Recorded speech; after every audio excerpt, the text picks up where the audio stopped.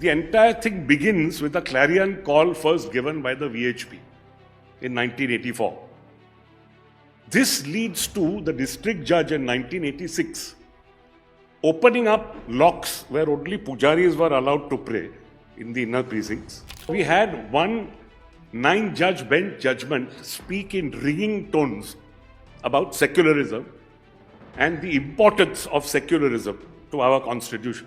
You say, no, we can't say they were in exclusive possession and this site was disputed.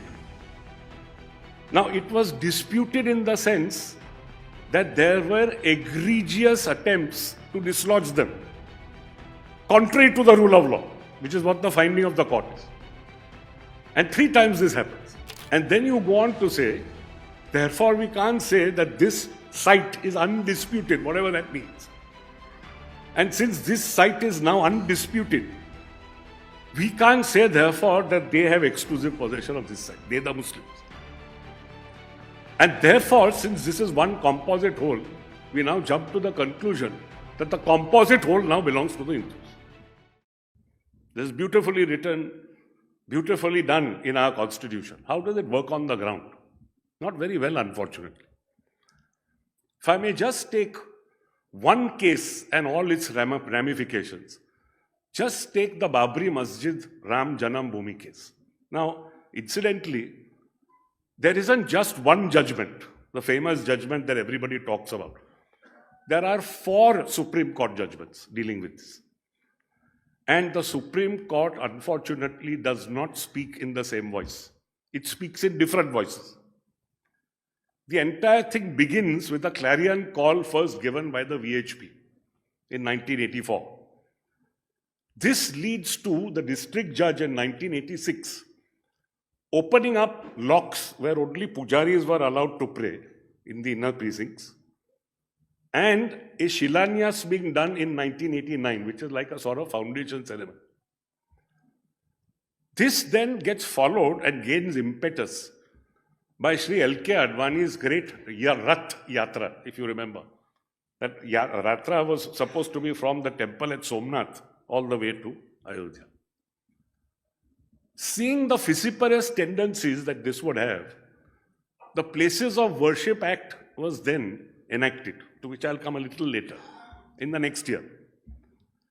But despite that, unfortunately, on 6 December 1992, we all know what happened. And immediately after that, the government of India did 3 or 4 things. First, it appointed a Liberan Commission, which of course slept over it for 17 years and then delivered some report in 2009. Second thing that it did was, it had this Ayodhya Acquisition of Areas Act and concomitantly a precedential reference to the Supreme Court to determine, I would submit rather mischievously, as to whether there was a Hindu temple underneath the mosque. Now, both these came up for adjudication, but before they came for adjudication, in March 1994, a 9-judge bench unequivocally held through various judgments that secularism is part of the basic structure of the constitution, and said that the dismissal of 3 BJP governments in Himachal Pradesh, Madhya Pradesh and Rajasthan by the President under Article 356 were valid because of the riots that broke post the breaking of the masjid. So we had one 9-judge bench judgment speak in ringing tones about secularism and the importance of secularism to our constitution. Following up on that judgment, in October of the same year, you had a sharply divided court of 3-2 in Ismail Faruqi's case. Now, Justice Ahmadi happened to be part of the minority in that case and also happened to speak in the first judgment, which is the 9-judge bench judgment. And what he said was interesting. In the 9-judge bench judgment, he said that even if secularism was added in our preamble much later, it only stated an obvious position. It did nothing to change the position, which is quite right. Because as I told you, all the articles I have told you about tell us what secularism in our constitution means. But in Ismail Faruqi, the majority, on a strained construction of this Acquisition Act, held that the central government, who acquired 67 acres, which was a much, much larger area than, let us say, the 2 acres of the mosque and its precincts, was really an exercise in a statutory receivership. Now, how did they come to this conclusion? You must hear. The Act contained a section 3 which said that the right, title and interest, that is everything in the 67 acres, will be taken over and will vest in the central government, first. Second, the usual thing of an Acquisition Act which follows, it is freed from every obligation, mortgage, debt, etc. Now, after all this is done, and after the vesting takes place, compensation at market value is to be given to these people, which shows that it's a vesting in law where ownership is actually taken away. There can be no doubt. However, Section 7, which spoke of management in the meanwhile by the central government, spoke of, in 7.2 in particular, a much smaller area that was occupied only by the mosque and its precincts, which let us say is about 2 acres out of 67. So what the court did was to split up the sections, even though they couldn't do so, in my humble submission, into a section 3 where vesting took place of everything, 65 acres, but did not take place so far as the 2 acres is concerned. And what took place so far as the 2 acres was concerned was only management, because at that point, the central government then would see that it would manage this particular disputed area, what they call the disputed area. Section 8 also had to be bifurcated, because Section 8 said you will pay compensation immediately. So they said no.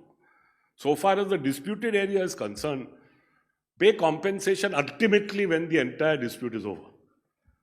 So what they did was to actually bifurcate and legislate themselves and come to this very peculiar conclusion that there is a statutory receivership of the central government, which the central government can then vest in a trust. Now that's one other problem, because the vesting that takes place in the trust is exactly what is vested in you. So when you vest something in the trust, you're not just vesting the statutory receivership, you're vesting ownership. And ultimately you have to pay compensation to these owners. Anyway, another aspect of 7.2 also was that having broken down the mosque on 6th December, you say that the status quo as of the Act will be maintained, which is 7 January 93, after the breaking. And that status quo meant that Hindu pujaris would pray inside. And that again was poo-poohed by the majority by saying, no, that doesn't mean anything, because the vast members of the public can't pray there. It's only a few pujaris. The minority, consisting of Justice Bharucha and Justice Ahmadi, took great exception to 7.2 and said that it is in the teeth of secularism to have this kind of provision, to give, in fact, a premium on something which was a dastardly and rascally act even as per the majority, the breaking of the mosque. And of course, they said that acquisition of an area for a religious purpose be directly in the teeth of secularism, so the whole act must go. Ultimately, of course, what went was only Section 4.3, which abated the suits in relation to the Janmabhoomi thing, because the suits then came back, and the presidential reference was left unanswered. The majority saying it's become superfluous, the minority saying that no, it was in fact one-sided. Because we are not told as to what would happen if you found that there was a Hindu temple, as a matter of fact, under the mosque. Suppose you found there was a Hindu temple, what followed in law? And suppose you found the opposite, equally, would the mosque be rebuilt? These were all questions left completely unanswered. So you had, on the one hand, Bomai's case, extolling secularism, and then you had this 3-2 split where secularism came under a great cloud. Now to come to the other aspects. As soon as the mosque was in fact broken down, there were 2 FIRs lodged. One was 197 and one was 198. 197 concerned the lakhs of so-called car sevaks who came and actually chiseled the mosques down. And 198 was the senior leaders of the BJP party, LK Advani and company, exhorting these people to do so. Now, on the criminal side, therefore, you had these 2 FIRs.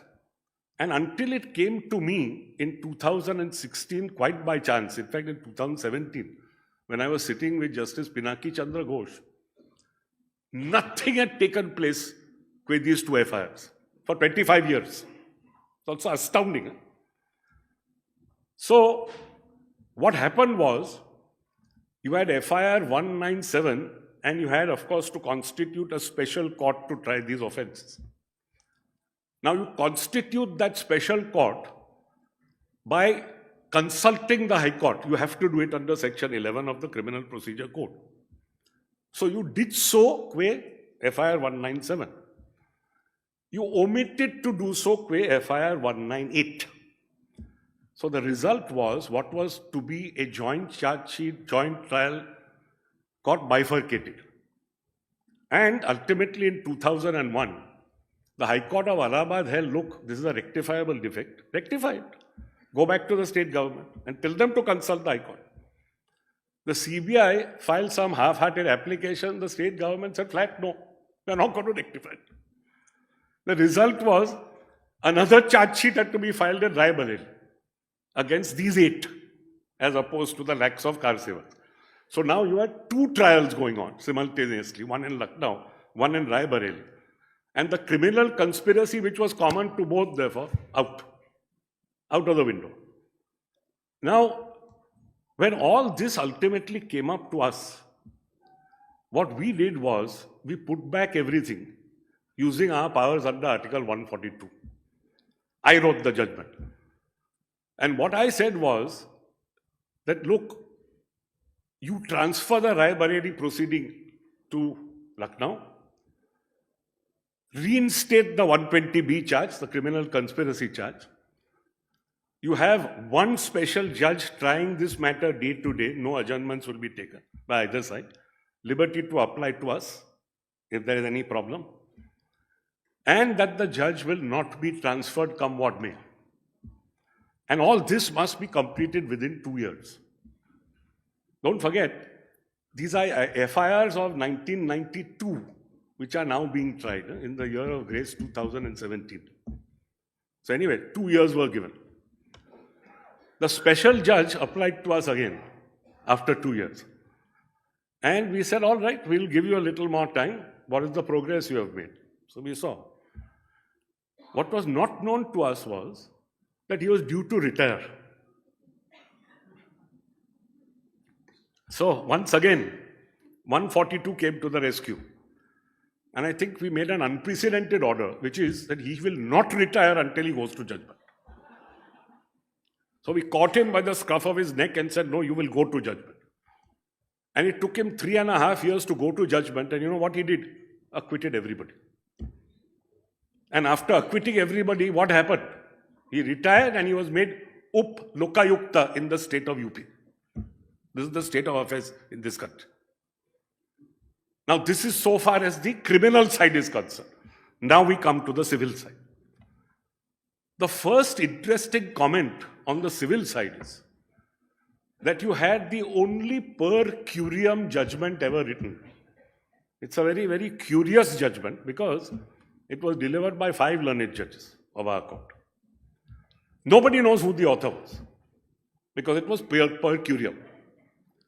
The only other case in which there was a per curiam judgment was the Little Rock case in the US. Because if you remember, Brown versus Board of Education said, and that was again a very contentious issue in the US, as contentious as this, that whites and blacks as students will not have separate schools but will integrate. Now, they gave a certain period within which to do this. You will do it with all deliberate speed is what the original judgment held, Chief Justice Warren's judgment. That was done as the result of a compromise, because had that not been put in, 4 southern judges would have stuck out and dissented. Ultimately, anyway, it came to Little Rock in Arkansas, and there was a governor called Governor Forbes. And Governor Forbes said, whoever it is, I will not take what the Supreme Court says the Constitution says it is, because I equally can interpret the Constitution for myself. And if I interpret it for myself, I say nothing doing. I'm not going to do any such thing. And ultimately, because of this face-off, the district judge there said that, look, we will now desegregate, but we will do this after 2.5 years, because just now things are too hot. And then that came up in appeal to the Supreme Court. Finally, the Supreme Court then, in a per curiam opinion, said that no, whatever we say the Constitution says is what it says. You are bound to follow what we say. Don't forget, the US Constitution doesn't have an Article 144 like us, which says all authorities shall act in aid of the Supreme Court. So, in order to say this, they required to band together and to say it is one Supreme Court who is telling you this, and you jolly well follow what the Supreme Court says. There also, Justice Frankfurter, of course, had to add his own bit. So, he undid the whole thing by saying Frankfurter J. concurring. Very similar to what happened here. Because here again, by way of an addendum, you had one other judge who is unknown speak about his views. So anyway, obviously this case was so earth-shaking that the bench felt that the country desired or should have a per curiam opinion. Of course, finally, reams and reams of oral evidence, documentary evidence, etc., were gone through by the main judgment, which was a rambling 1,000-page judgment. I have gone through it very carefully. And ultimately, it divided itself into various periods. The mosque itself was built in 1528.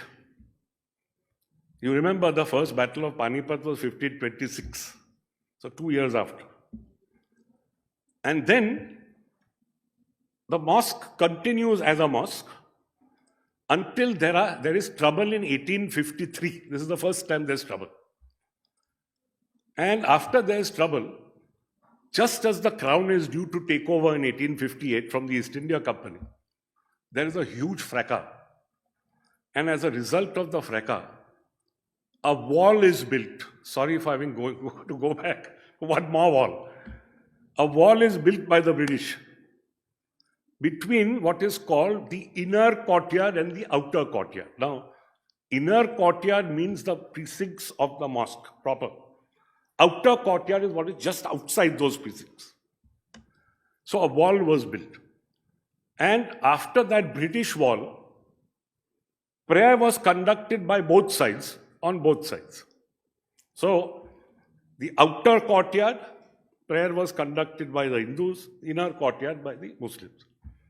So it's a recorded fact that prayer was conducted by both sides right from 1857 up till 1949. Very, very important fact. Of course, in between, there were 2 other very interesting incidents that took place. 1885, there was a Mahant Raghuvar Das, who was the Mahant of the Ram Janmabhoomi area in the outside portion. And he filed 2 suits. And he said, I want to construct a temple over only the outside portion, because not only is there a Sita Rasoi there, which was already there, but we have now built a Ram Chabutra as well. And I want to build a temple on this, being owner. Both suits were dismissed. And first appeal dismissed, second appeal also dismissed. What is important to note is that the claim was only qua the outer courtyard, not the inner courtyard.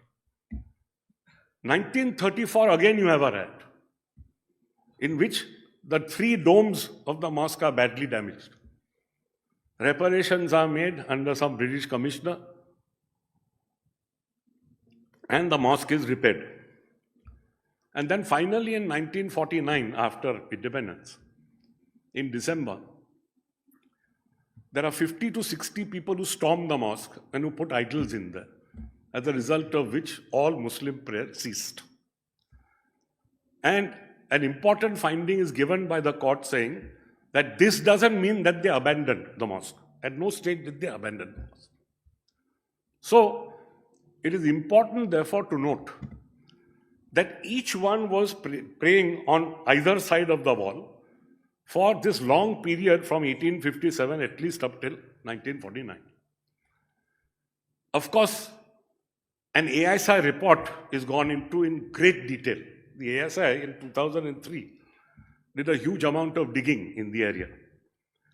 And they found a number of artifacts belonging to 9 periods in history. Very interesting.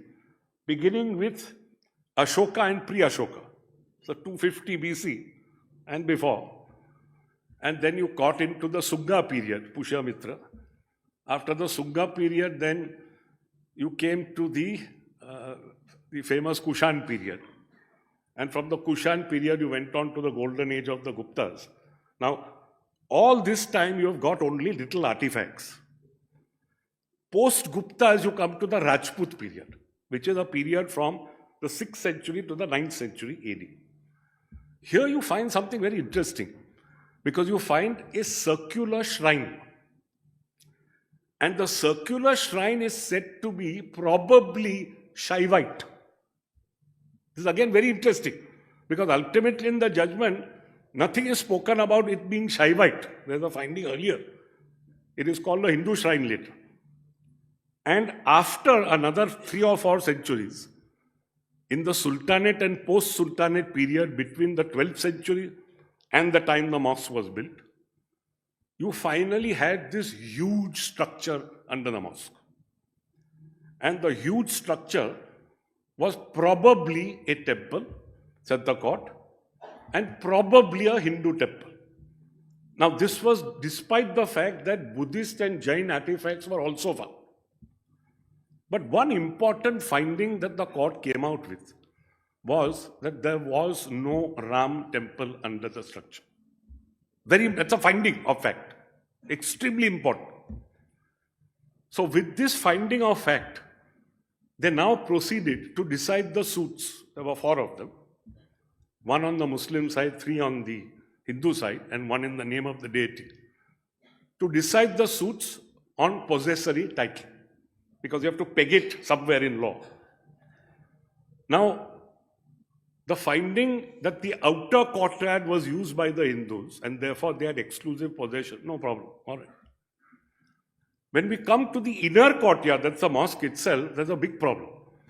Because here, despite your finding that the Muslims were praying for this huge period from 1857 to 1949, you say, no, we can't say they were in exclusive possession and this site was disputed.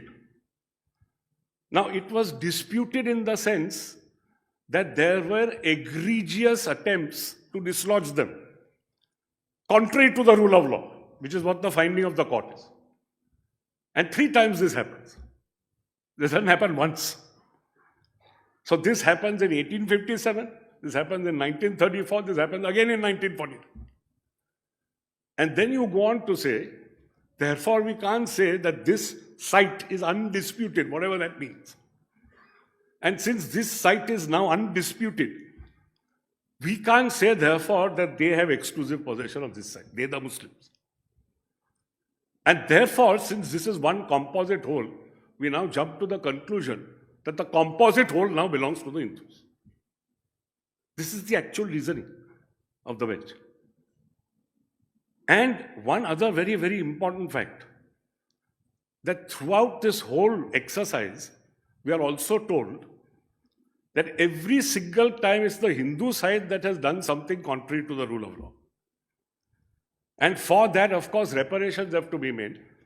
What was the reparation? One would have thought, rebuild the mosque. No. The reparation was, we'll give them some land on which they have to build the mosque. So ultimately, we find that a great, at least in my humble opinion, great travesty of justice was that secularism was not given its due at all by these judgments. And as I told you, they've spoken in different voices. First two voices, then the second two voices, my voice and the voice of the five-judge bench. But there is one very important silver lining in all this, and that is the Places of Worship Act. Now, this act was specifically brought, as I told you, in the year 1990, in order that we do not have the Greek god of Janus governing us. What do I mean? Janus is two-headed, as you know. He's a Greek god. One face looks to the past, one face looks to the future. And because one face looks to the past will determine the future. The Places of Worship Act is the exact opposite. It is the Janus face looking behind is effaced. You will not look to the past. You will not try to counter historical wrongs by breaching the rule of law or by asking courts to do the same. And this very constitution bench spends 5 pages on it and says that it sounds in secularism, which is part of the basic structure, that you cannot look backwards, you have to look forwards. And what does the act say? Very important. Every religious place of worship is frozen to 15th August 1947. Now, anybody who tries to change this, and if there are suits pending at the stage of the act, which is in 1991, those suits will stand dismissed. A bit. If any suit says that the character has been changed, the suit will be disposed of in conformity with this act, which is the same thing, ultimately. And importantly, therefore, we have this frozen position as of 15th August 1947, so that short of Ayodhya, which was kept apart as a special case in those Places of Worship Act, all other places will at least be safe. And we find today, like Hydra heads popping up all over the country, there is suit after suit filed all over the place, now not only concerning mosques but also dargahs. And according to me, the only way of countering this, because all this can lead to, is communal tension and disarmament, contrary to what is envisaged in both our constitution and in the Places of Worship Act. The only way to scotch all this and to cauterize all these Hydra heads is by applying these 5 pages in this very judgment and having it read out before each district court and high court, because these 5 pages is a declaration of law by the Supreme Court which binds each of them. And once this is done, it is clear that the Places of Worship Act will take its due course. One other important thing, the minority judge in the High Court, Justice Sharma, had opined that this Places of Worship Act, as a matter of fact, does not operate pre-1991. So that if there's a conversion pre-1991, that won't be hit by the act. The judgment goes on to say this view is completely wrong and in the teeth of Section 4.2 of that act. So if this act were to be applied as stated in this judgment itself, it will easily cauterize all these Hydra heads, which are now popping up one after the other every day today. And I may only end by saying that in Justice Chinnappa Reddy's words, unless this is done, what he said will not come true. He said in the great Bijo Emmanuel case, our tradition teaches tolerance. Our philosophy preaches tolerance. Our constitution practices tolerance. Let us not dilute it.